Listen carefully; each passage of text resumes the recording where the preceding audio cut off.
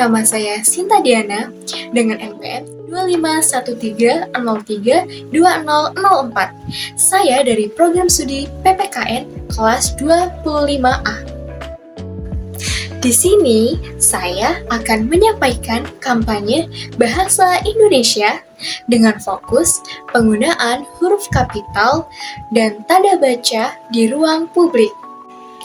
Jika kita perhatikan, di sekitar kita, masih banyak sekali tulisan di ruang publik yang belum sesuai dengan kaidah bahasa Indonesia. Misalnya, penggunaan huruf kapital yang tidak tepat atau tanda baca yang salah. Hal ini biasanya terjadi karena kurangnya pemahaman terhadap aturan bahasa, khususnya yang terdapat dalam Pedoman Umum Ejaan Bahasa Indonesia atau PUEB. Penggunaan bahasa Indonesia yang benar mencerminkan sikap positif masyarakat terhadap bahasa negara. Pada slide pembuka ini, saya ingin mengajak kita semua untuk lebih memperhatikan penggunaan bahasa Indonesia, khususnya huruf kapital dan tanda baca di ruang publik. Topik ini mungkin terlihat sederhana, tetapi sebenarnya sangat penting karena berkaitan langsung dengan bagaimana informasi disampaikan dan dipahami oleh masyarakat luas. Tulisan di ruang publik seperti spanduk, baliho, dan papan informasi dibaca oleh banyak orang, sehingga harus ditulis dengan benar agar tidak menimbulkan kesalahpahaman. Bahasa di ruang publik bukan hanya sekedar tulisan biasa. Tulisan itu dibaca oleh banyak orang dari berbagai usia dan latar belakang. Kalau penulisannya salah, bisa terjadi beberapa hal. Yang pertama, pesan bisa jadi tidak jelas. Yang kedua, bisa menimbulkan salah paham. Yang ketiga, bahkan terlihat kurang profesional. Sebaliknya, kalau penulisannya benar, maka yang pertama, informasi jadi mudah dipahami. Yang kedua, terlihat rapi dan terpercaya. Yang ketiga, menjadi contoh baik bagi masyarakat. Selanjutnya, kita masuk pada pengertian huruf kapital. Huruf kapital adalah huruf besar yang digunakan dalam kondisi tertentu sesuai dengan aturan dalam PUEB. Penggunaan huruf kapital tidak boleh sembarangan karena memiliki fungsi yang jelas, seperti menandai awal kalimat atau menunjukkan nama diri. Dengan memahami aturan ini, kita dapat menulis dengan lebih baik dan benar. Berikut ini adalah beberapa fungsi huruf kapital beserta contohnya. Fungsi yang pertama, huruf kapital digunakan sebagai huruf pertama awal kalimat. Contohnya, apa maksudnya? Kita harus bekerja keras. Fungsi yang kedua, huruf kapital digunakan sebagai huruf pertama unsur nama orang, termasuk julukan. Contohnya, Mujair, Cutnya Mutia, James Watt.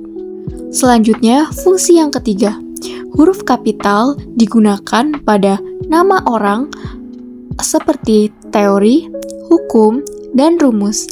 Contohnya, teori Jean Piaget, hukum Archimedes, rumus Pythagoras.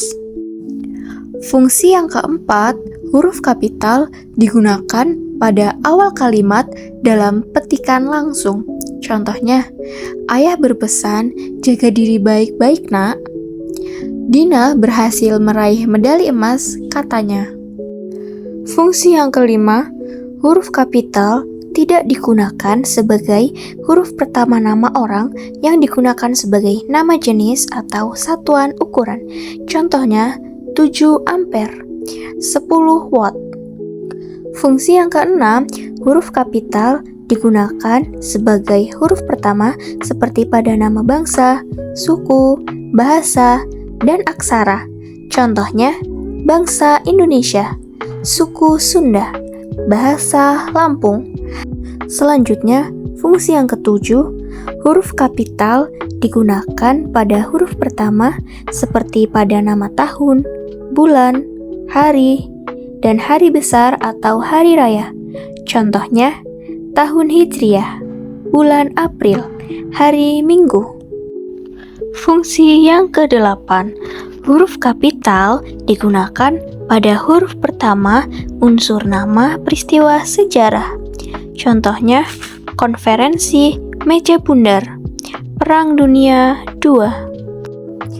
Fungsi yang ke-9, huruf kapital digunakan sebagai huruf pertama nama geografi. Contohnya, benua Eropa, Gunung Merapi, Kecamatan Ambarawa.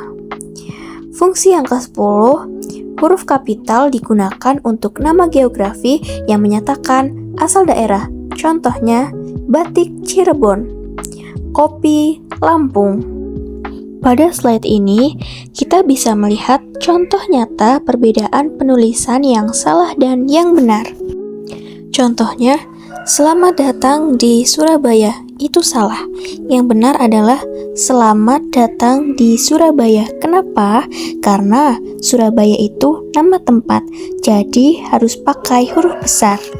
Selanjutnya, Hari Kemerdekaan Republik Indonesia, itu salah. Penulisan yang benar adalah Hari Kemerdekaan Republik Indonesia. Hari adalah kata pertama dalam kalimat, jadi harus menggunakan huruf kapital.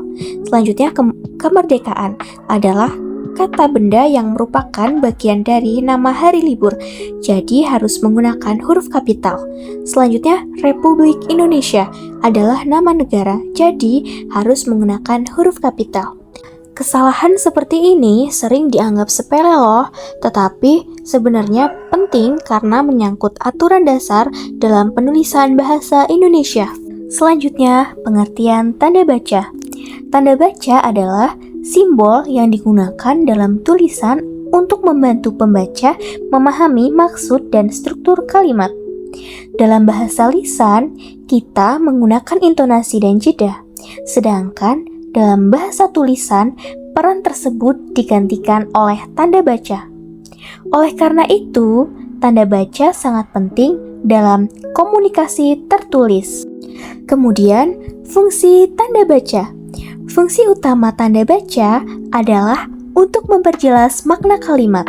Dengan adanya tanda baca, pembaca dapat mengetahui di mana harus berhenti, kapan harus melanjutkan, dan bagaimana memahami hubungan antar bagian dalam kalimat. Tanpa tanda baca yang tepat, sebuah kalimat dapat menjadi ambigu atau memiliki makna ganda. Jenis tanda baca. Yang pertama, tanda titik. Tanda titik digunakan untuk mengakhiri kalimat pernyataan. Penggunaan tanda titik menunjukkan bahwa suatu kalimat telah selesai. Contohnya, dilarang parkir di sini. Itu salah karena dia tidak ada titik. Yang benar, dilarang parkir di sini. Ada titiknya di akhir kalimat. Contoh kedua, saya pergi ke sekolah. Itu salah karena seharusnya diakhiri dengan tanda titik, bukan tanda tanya.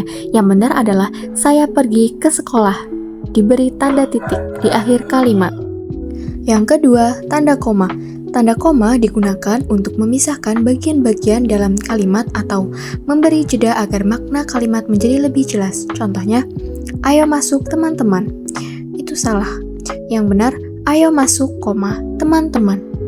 Tanpa tanda koma, kalimat dapat memiliki arti yang berbeda dan berpotensi menimbulkan kesalahpahaman. Yang ketiga, tanda seru. Tanda seru digunakan untuk menyatakan perintah atau larangan. Contohnya, awas, itu salah karena terlalu berlebihan menggunakan tanda seru. Yang benar yaitu awas, menggunakan satu tanda seru.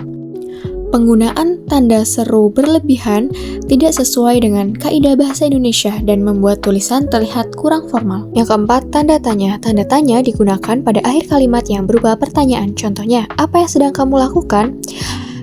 Itu salah karena tidak menggunakan tanda tanya. Yang benar yaitu, apa yang sedang kamu lakukan? Menggunakan tanda tanya di akhir kalimat. Tanpa tanda tanya, pembaca mungkin tidak memahami bahwa kalimat tersebut merupakan pertanyaan. Ini adalah contoh nyata di ruang publik.